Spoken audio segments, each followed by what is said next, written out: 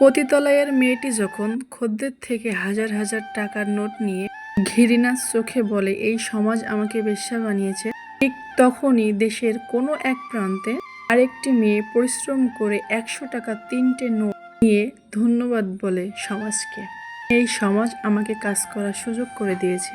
রাতের অন্ধকারে সিগারেটের ধোঁয়া উড়িয়ে বেকার ছেলেটি ভাগ্যকে অভিশাপ দিয়ে দেশ ব্যবস্থাকে গালি দেয়, তখনই দেশের কোনো এক প্রান্তে একটি ছেলে সিগারেটের সেলসম্যান হয়ে ঘাম ঝরাচ্ছে। প্রশ্নের বিপরীতে তার জবাব, পরিশ্রম আমাকে সফলের দিকে নিয়ে যাচ্ছে। আবার অন্যদিকে কোনো এক নিষ্ঠুর সকালে কোটিপতি বাবার সন্তানেরা বাপ মাকে বৃদ্ধা আশ্রমে নিয়ে যায়। ঠিক তখনই শহরের আর এক প্রান্তরে গরিব ছেলেটি তার মায়ের একটা রুটি তুলে দেওয়ার জন্য দাঁড়ে দাঁড়ে ঘুরছে এবং মায়ের চিকিৎসার জন্য সবার কাছে হাত পাতছে। প্রশ্নের বিপরীতে তার জবাব থাকে, মা বাপ পাশে না থাকলে আমি কিভাবে বাঁচব? সত্যিকার অর্থে জীবনে কিছু করতে চাইলে একটা রাস্তা খুঁজে পাবেন, আর না করতে চাইলে পাবেন শুধু অজুহাত।